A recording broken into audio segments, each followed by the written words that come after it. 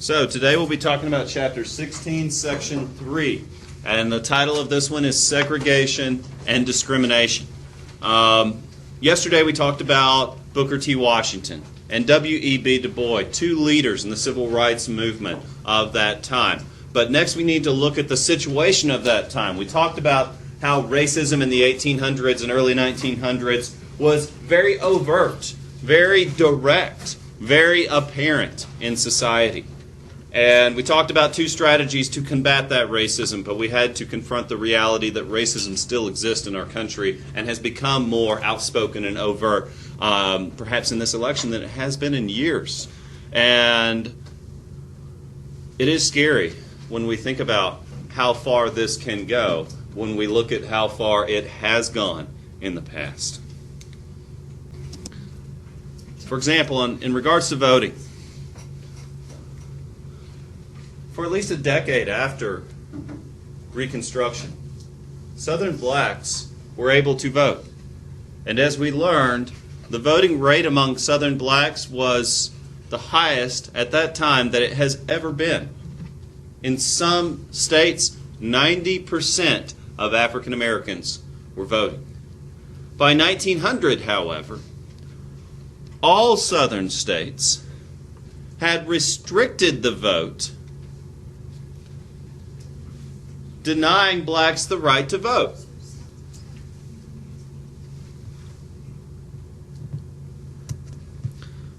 But wait, Southern states were restricting the right to vote to blacks? I thought the 15th Amendment gave blacks the right to vote. How were Southern states restricting the vote? They found a loophole, you see. Because when a people don't want to obey a law, they're going to find a way around it. You're going to find your way to send that text message if you absolutely have to. You're going to find a way to oppress people if that's your desire to do so. And that's what Southern states found, was a loophole. They could limit the vote to those who could read through a literacy test. Some states also required a poll tax, meaning that in order to vote, you would have to pass a test proving you could read or write. But then you would also have to pay a tax. Now check this out. All of these southern states, North Carolina included, that used these literacy taxes and poll literacy tests and poll taxes did not require their white citizens to jump through those hoops. You see, white citizens were able to vote prior to 1867. Well, guess what happened in 1867? That's when the 15th Amendment was passed. And so Southern states passed these laws specifically directed at preventing blacks from voting. And so the grandfather clause allowed white voters to participate in the election if their father, themselves, or their grandfather had been able to vote prior to 1867. Bottom line, if your skin was all right, you was all right. Or if your skin was white, you was all right, as the old song went. And while states were not able to put up signs saying, if you was black, you better turn back, and this is from a song you'll hear on one of the clips that I'll play. But that's what they did, in fact, is they were barring blacks from voting in these states, North Carolina included. And that's very unfortunate. Again, sometimes it's tough to understand how does racism affect us as a society. And sometimes we have to understand what can it come to.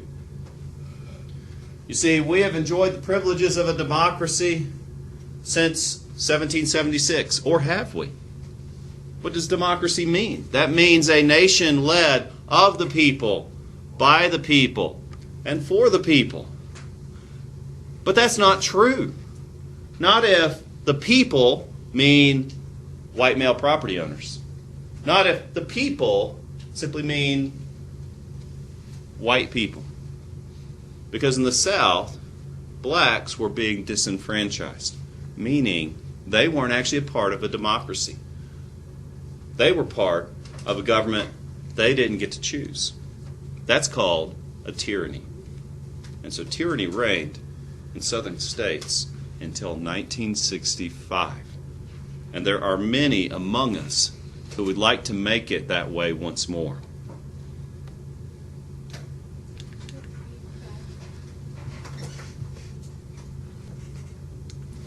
And the unfortunate reality is that former slaves who had once been considered property under the law, who were now able to participate in a free and democratic society, like this charcoal engraving dating back from the 1800s of this former slave going up to vote,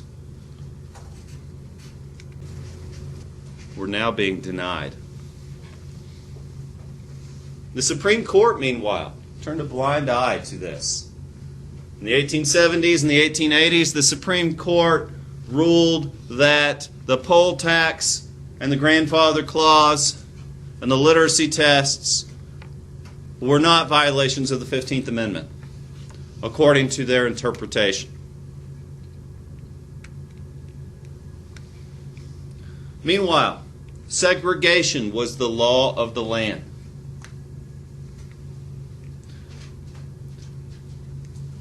This was called Jim Crow, from an old song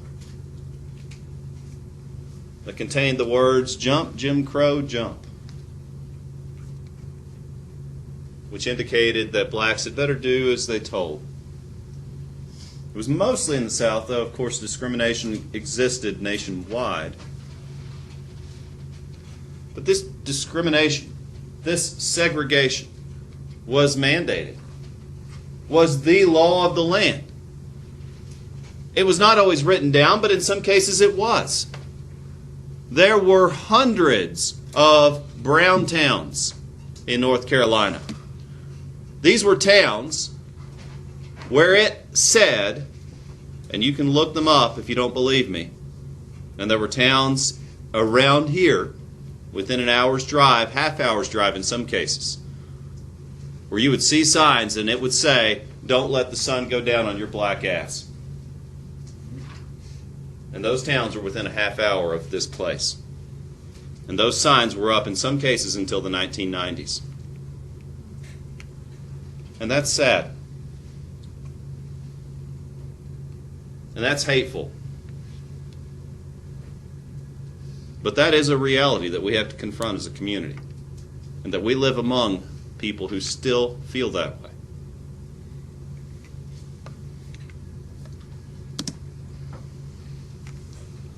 Again, as I said, the racism perhaps in the 1890s was more direct, but it hasn't gone away.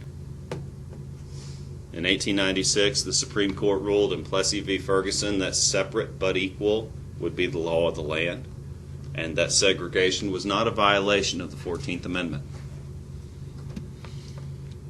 The condition was that equal facilities would have to be provided. But as we've seen in photographs and videos and documentation, and perhaps your parents or grandparents could give you more context, separate but equal was a farce.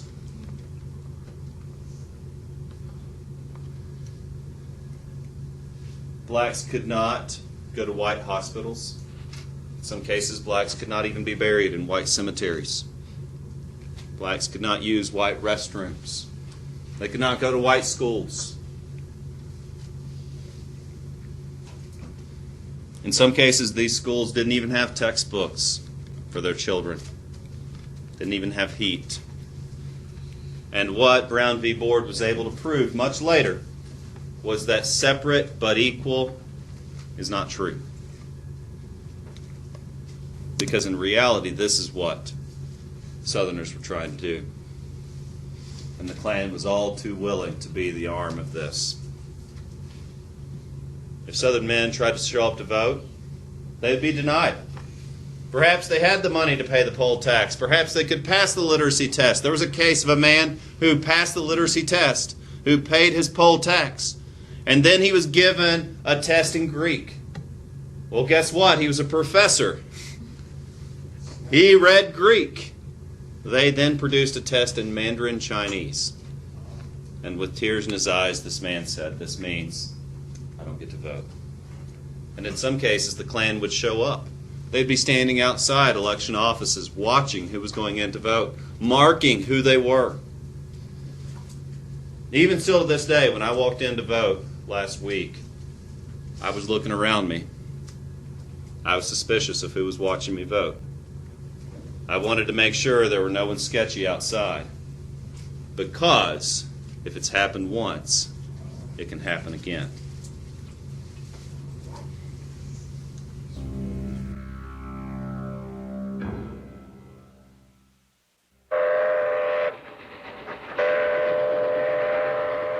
In 1895, black people in Louisiana decided to test the constitutionality of the new laws. One segregation law required separate railroad cars for Negro passengers. Homer Plessy sat down in a car reserved for whites and was arrested. Because of the 14th Amendment and its Equal Protection Clause, Plessy never imagined the Supreme Court would rule against him, but it did. The court upheld his conviction in a decision which would shape race relations for half a century. In Plessy versus Ferguson, it ruled, the 14th Amendment could not have been intended to abolish distinctions based upon color or a commingling of the races. And the tragedy of Plessy is that having then held that you could discriminate on trains, the doctrine then was applied to a whole host of other areas, to all public accommodations, to boxing matches, to education, and in some instances, in the early years, in housing. And it gave the imprimatur that the law in America could do to blacks what it couldn't do to Irishmen, or Italians, or Jews. The Plessy decision introduced a new phrase into the language, separate but equal. 21 states would soon pass segregation laws under the protection of Plessy. The turn of the century saw the existence of two Americas, one white and one colored. Colored America could not eat in white restaurants, play in white parks, die in white hospitals, or be buried in white cemeteries. Oklahoma even segregated phone booths. Mississippi segregated Coke machines. In Atlanta, a Negro witness could not swear on white Bibles. Florida segregated not only the schools, but even the textbooks in storage. If you want to ride the bus, then you put your nickel in the slot and you go into the back of that bus and you sit down and shut up. And if you came in that bus as a white person and you wanted my seat, then I got up and gave you my seat. We were not supposed to mix the races. That was the law of the land. So you had to abide by that law, or otherwise you went to jail. It was just that simple. This was the era of Jim Crow.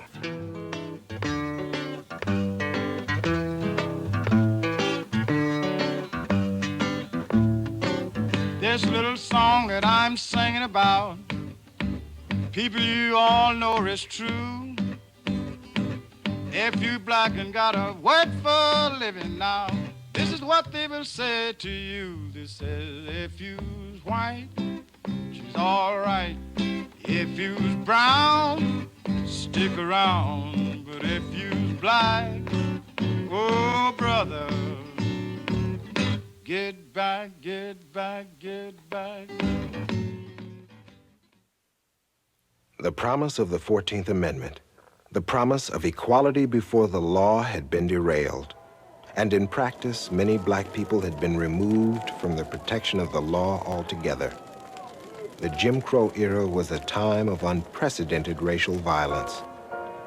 Over 2,000 African Americans were lynched in the first years of this century. Southern trees bear strange fruit, blood on the leaves, and blood at the root.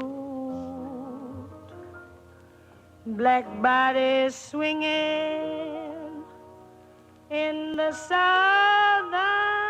breeze, strange fruit hanging from the poplar trees.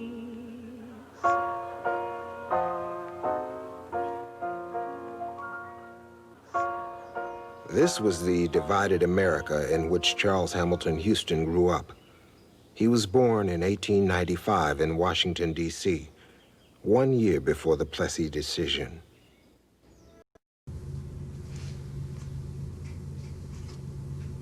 You see, racial etiquette were often unwritten rules and customs that dictated black and white relations. Blacks were to get out of the way if a white person was approaching on the road.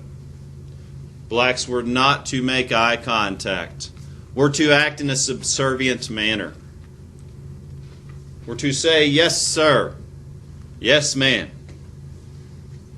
to speak when spoken to in regards to relations with whites. If they acted in a way that a white person interpreted as uppity, they could be beaten or killed. This was all meant to enforce a second-class citizenship status for blacks. Mainly this was in the South, but we also saw this in the North. Reformers like Booker T. Washington were popular among whites because as you're doing your web quest, you're going to learn where he was telling blacks to keep their heads down, to be patient, to wait a lifetime if necessary, but someday the white man will respect us. But here we are, a lifetime later, and we're still seeing such hate and such anger. It makes me very sad. But again, Booker T. Washington had his hope that someday blacks would earn the respect of whites by growing their communities, accepting discrimination, accepting segregation, and going along with the flow. W.E.B. Du Bois, however, as well as Ida B. Wells, Sojourner Truth, many others, spent their lives fighting for racial justice in peaceful ways. Ida B. Wells was born a slave, amazing lady. You know, if you're wanting a strong woman to study for your topical, Ida B. Wells is a great one. She spent her life and career trying to put an end to lynching. She would put up those flags. A man was lynched yesterday everywhere. In fact, that flag, that photograph, was flying from the office of the NAACP in New York. Because sadly, I'm not just talking about separate schools. I'm not just talking about back of the bus.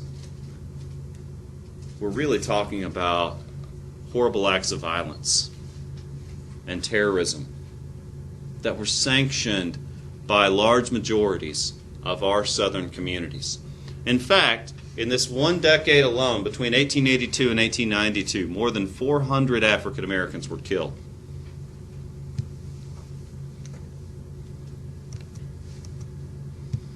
And yes, there was discrimination in the North as well. You know, I don't just teach this lesson to make you all feel guilty for what we've come through. But we as a nation have to realize this.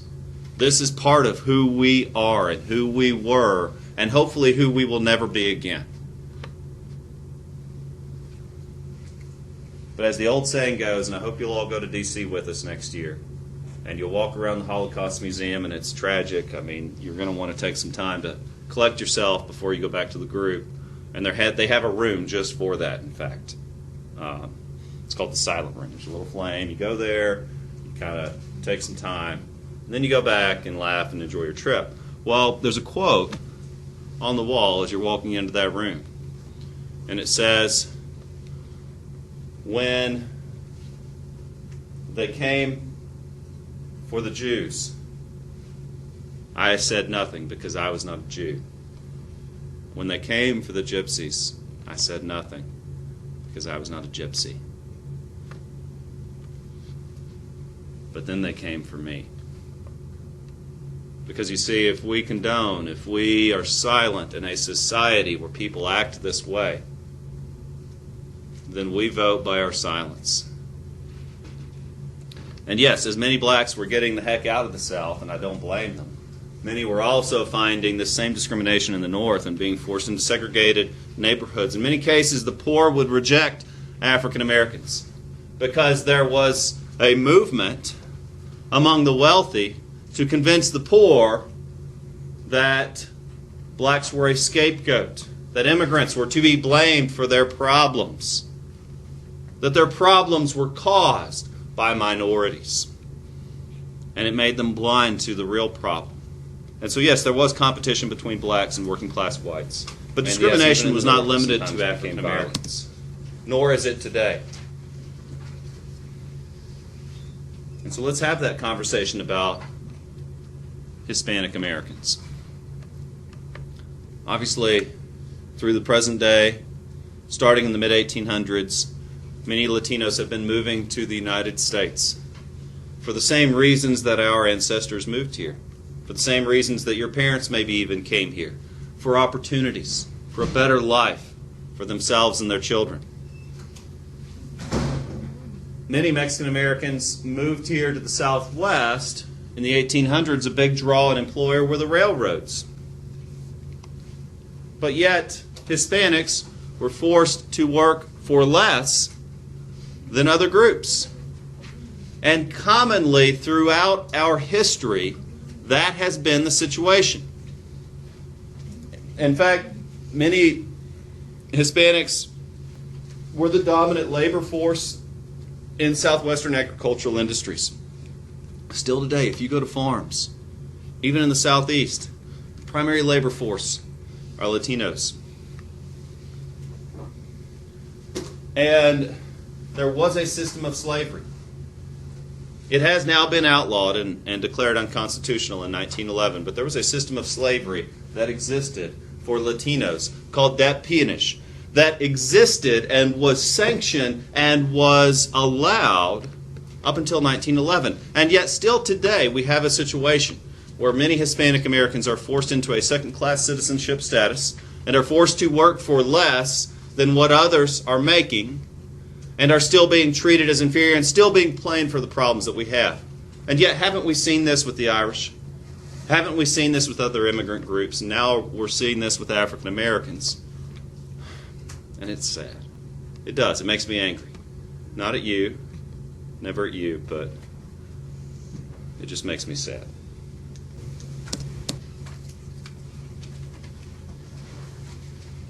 But you see, what we have to understand is this problem is systemic.